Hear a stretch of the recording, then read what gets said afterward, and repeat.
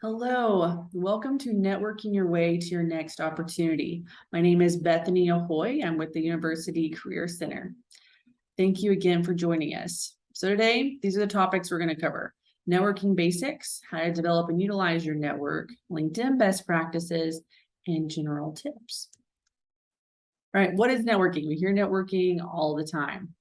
So it is a career development skill that's worth the time and process development. So I think that as we progress through this presentation today, if you didn't already know the importance of networking and how crucial it is, you will by the end of our time together. So in its simplest form, networking involves having a career-like conversation. This can be discussing one's career journey, offering interview advice, and discussing other important career-related questions. So benefits of networking, there are endless benefits. These are just a few. So gaining insider knowledge, who better to find out about what it's like to do the job, what it's like to do that specific job at a certain company, than the people that are actually working there and doing the role, that are doing that position day in and day out. Tips on job hunting tools. So again, the people that are working there doing those jobs are going to be able to tell you more than likely, hey, these are the websites that our company most utilizes or most enjoys recruiting from. This is what they look for in a resume. These are ways to stand out. On top of job search advice. So again, there's certain places that certain employers go more than others. There's certain ways to stand out. There's certain things to do that are going to help you be a step ahead of the others that are also applying. And also learning about more employment opportunities. So we'll talk a little bit about the hidden job market, those positions that aren't posted for everyone to see. So again, the benefits of networking, you're getting that behind the scenes information that's not going to be widely known just doing a quick Google search. So I spoke about the hidden job market just a second ago, but it refers to jobs that employers don't advertise or publish publicly, and they're accessed by utilizing and growing your network. So I think we've heard it before. So-and-so just left this internship and they're referring a friend, and then they pass that resume on to the employer. So that employer may never have to post the position because they already have their applicant. So there's no need to hunt through hundreds or thousands or more resumes if they already have that person in mind. So again, the way for you to be a part of that is by accessing that network and talking with people to find out about those opportunities. So how many jobs are found through networking in the hidden job market?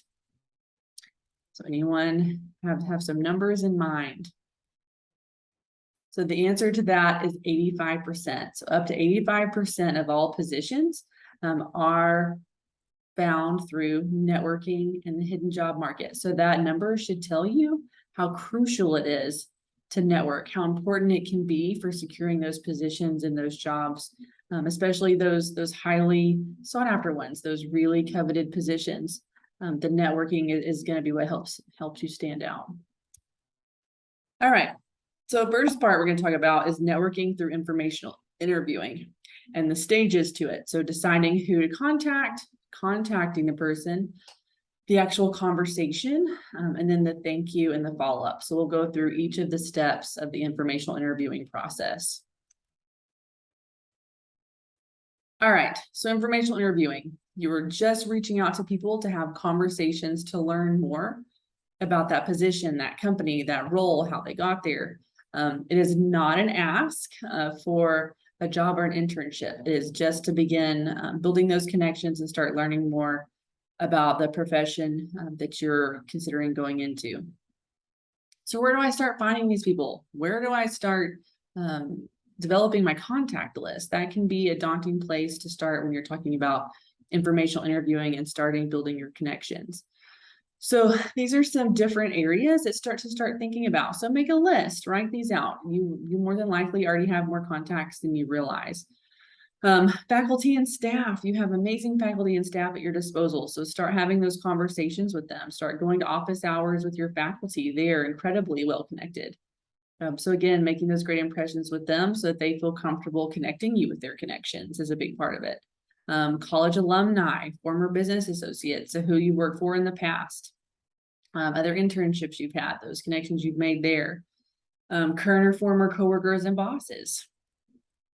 Personal connections are a big one. Obviously, if you have family, friends, relatives that you that are in industries that you're interested in, utilize those.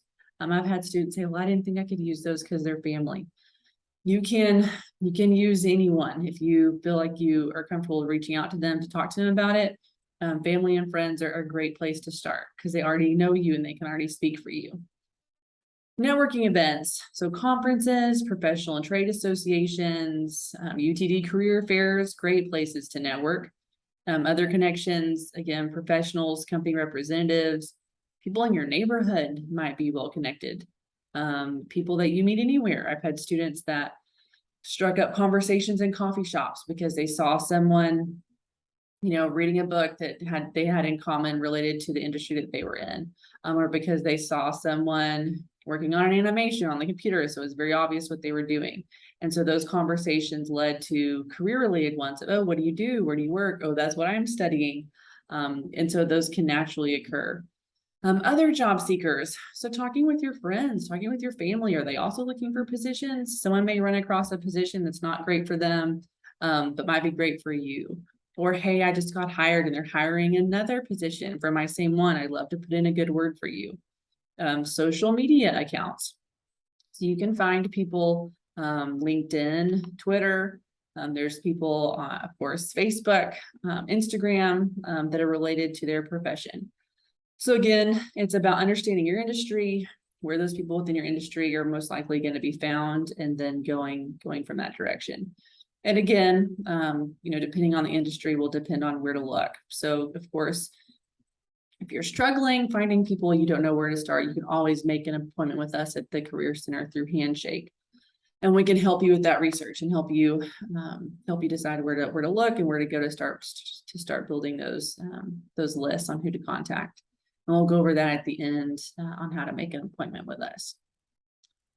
So again, just start making a list. I think, again, that you will each discover you have more people on that list than you originally thought once you start thinking about it. All right, question. Should you contact a CEO of an organization to ask for an informational interview or a networking conversation? If not, who should you start with? Yep. So if you're saying no, you are right. No, you should not jump straight to the CEO unless that's your dad, unless that's your neighbor, unless that's someone you already have an existing relationship with.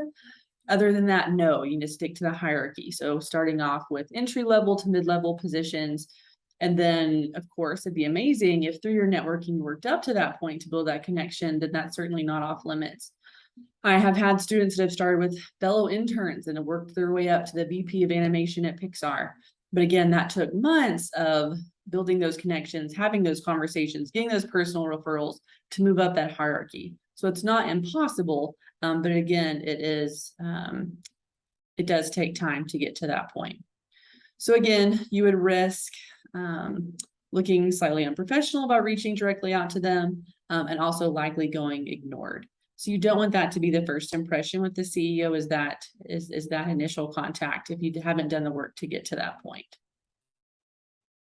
All right, so you found the person you want to start with. How do I go about contacting? What do I do? So you can reach out via email, phone, LinkedIn, or in person as appropriate, such as faculty office hours. But you're not going to walk into a business unannounced without a meeting. You really want to be respectful of other people's times and meetings and things like that. So again, taking time to really think about what's the most appropriate way for that individual on how to reach out. So again, whether email, phone, LinkedIn, this is a quick idea. This gives you a quick idea of what to say. So good afternoon, Mr. So-and-so. I'm a student at UT Dallas studying graphic design.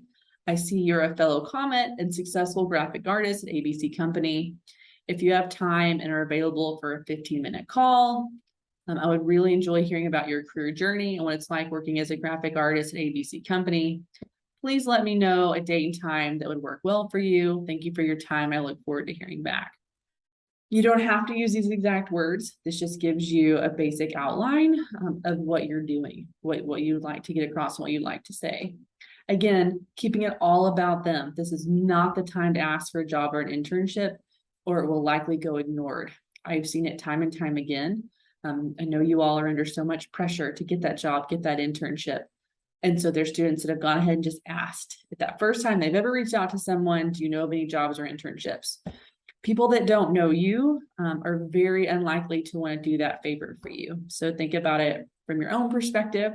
When someone you don't know asks you for a favor, more often than not, you're going to say no, you're going to ignore it because you don't have that sort of relationship with them. So again, you are strictly asking them to share their experiences, their journey, any information that they have related to that shared interest that you both have. So again, 15 minutes, you could ask for 30 minutes, you could ask for 45, but you just want to keep in mind that initial ask needs to be something a little bit smaller. And of course, if you guys run over that 15 minutes and they want to reschedule and talk to you more, that would be great. You may end up meeting with them a few times, but you just want that initial ask to be something easy and attainable for them, assuming they're very busy professionals, making it something that they could easily say yes to or fit into their schedules.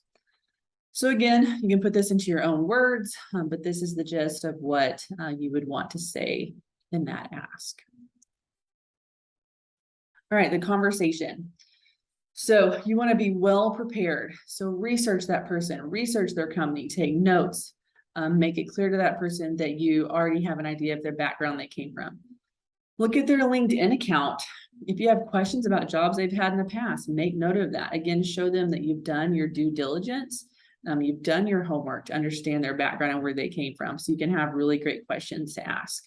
Write those questions down. A lot of times students overthink this part. But what we tell them is, hey, what do you genuinely and honestly, what do you want to know? What do you want to know about the role? What do you want to know about the company? So these are some examples of those questions. What does a typical day look like in the role? What are the best parts of the job, the challenges? What are skills that helped you get started in your career? What was your career journey? How did you get started? So entry levels, jobs, internships. What did they wish they would have known about the career beforehand? Again, these are just examples. You may have other questions that are more applicable to the certain industry that you're in for that specific role, and that's totally fine. Again, you want to keep the questions positive.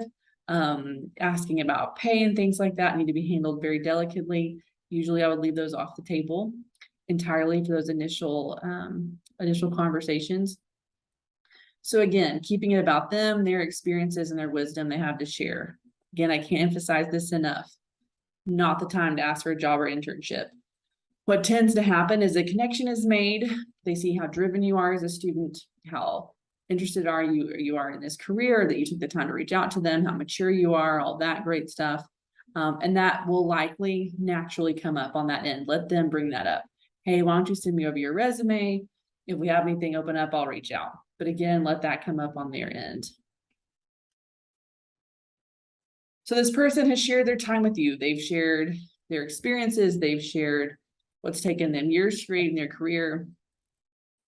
Follow up with an email thanking them for their time and sharing their experiences. Again, you can put this in your own words, but here is just a quick example. Good morning, Mr. Smith. I want to follow up and thank you for all the invaluable information you share with me as well as your time. This information will be of great help in planning my career. I really enjoyed hearing about how you started off and some ideas on where to get started. Thank you again. So if there was a specific thing that they shared that you both really connected with, that would be a great thing to bring up as well. Again, letting them know that you were listening to them, you were really taking away the great information that they shared with you is really going to go a long ways to keep that connection going. Okay, so we've talked about informational interviewing, networking through informational interviewing. Now we're going to talk about networking through events. So this can be done at conferences, professional trade associations, career fairs, on campus employer info sessions. These are just a few ideas of where you can attend events and network. Okay, so you are at this event, you're at the career fair, you're at this big event. Now what? How do I start the conversation? What do I say? So you want to have your elevator pitch ready. So your elevator pitch is that initial introduction. So it got its name from if you're on an elevator with the employer of your dreams and you only had 30 to 45 seconds to introduce yourself, as long as it would take you to ride that elevator, what would you say?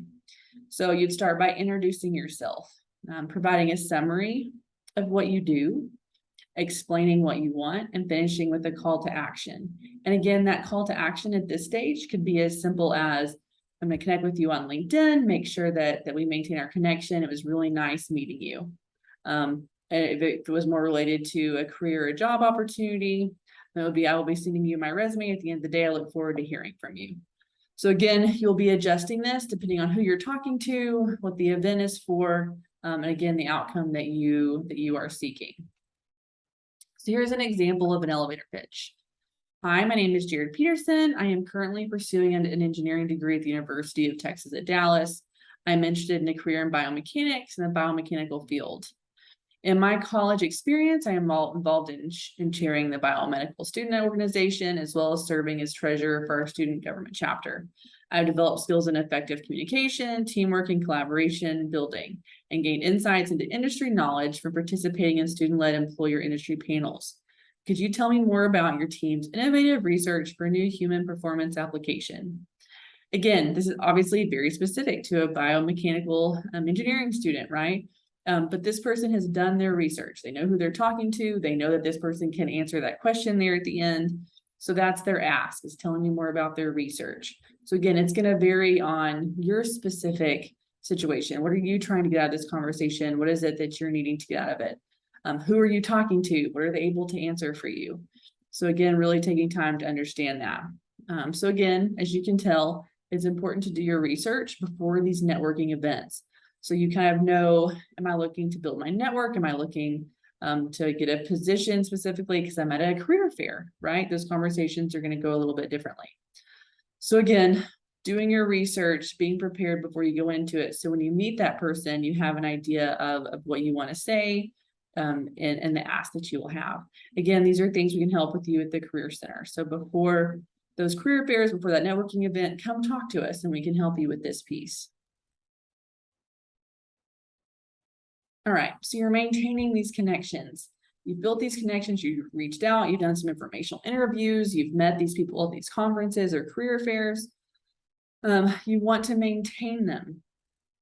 So connect with them on LinkedIn. That's the easiest way to maintain that connection. If you're not on LinkedIn already, we highly encourage you, go ahead and get on LinkedIn. You can see our LinkedIn guide as well as our LinkedIn presentation to go through a more thorough overview of LinkedIn and how to start an account and how to best utilize it. Sending follow-up messages on LinkedIn is a great way to maintain contact and following up regularly to maintain that connection. So that can be a simple message, a few weeks after you've met, after you've already sent the thank you note, just, hey, I want to follow up, see how you were doing, and thank you again for meeting. I've been able to think about a lot of what you said, and it's really helped me. Whatever it is. So a lot of students will keep a spreadsheet of the connection that they've made the last time they met with them, the next time they'd like to follow up, again, just to make sure that you nurture those relationships and those connections that you've built. Because what you would hate to happen is, one, you build that connection and then don't talk again. And then 3 years later, you feel like you want to reach out, but it can be a little awkward because you haven't talked in so long. So again, just being regularly and meaningfully connected to them is going to make a big difference. All right, so networking and LinkedIn best practices and general tips. Okay, so you're building these connections, you're networking, you're talking to people, you go to connect on LinkedIn. You want to have your best foot forward. That initial connection is the most likely time they're going to look at your profile. So you want it to have a picture. You want your profile to be totally completed. Again, we at the Career Center are happy to look at your LinkedIn account and give you tips and some feedback on how, again, to put your best foot forward. Again, staying regular and meaningfully engaged. So once you create that LinkedIn account and you start connecting with people, you want it to be regularly part of your routine. You're in there, you're commenting, you're liking, you're connecting with people, you answer messages timely. That's another thing. If you've built these great connections and they've sent you a message and it takes you weeks to get back to them, that doesn't look great. So again, once you get involved with LinkedIn, you really want to make it a regular part of your routine. You want to follow not just people, but you can follow companies and topics. So this will help you stay abreast to the most recent topics that are in your field, the up and coming things, the things that people are talking about. So these would be good things to talk about at networking events that you noticed this big thing is happening with your industry that lots of people are talking about. It'll just help you stay knowledgeable on that. And following companies. So when you do that, you will be able to see those posted positions, those internships, those jobs, those different things that are posted. Again, any up and coming news that would be great for you to know about those specific companies. So again, you're going to follow the companies, people, and topics. And utilize your alumni network through LinkedIn. So we'll look in just a second on how to locate alumni on LinkedIn. All right, how to find alumni. So pick one of your employers that you're interested in. For example, we chose Deloitte. When you pull up Deloitte and follow them as a company, you select on people, and then you can filter down here from the school that they went to. And it'll pull up a list of everyone that's on LinkedIn that works for Deloitte that went to UT Dallas. So this is a great way to start connecting, potentially doing informational interviewing with these people. Again, just a really great way to utilize your fellow UTD comments. People love to help out people that they have something in common with. So again, having that in common is just a great way to start off that relationship, that connection. All right, so networking via LinkedIn. So don't stop connecting professionally. So you want, again, it needs to be a continual thing. You will constantly be meeting new people. You will constantly be making those new connections. So it's definitely something that you want to be, again, integrate into part of your routine. So you can import contacts of people that you already know. LinkedIn also does a great job of suggesting people that you may know. So based on the companies you work for, the school you went to, the people you've already connected with.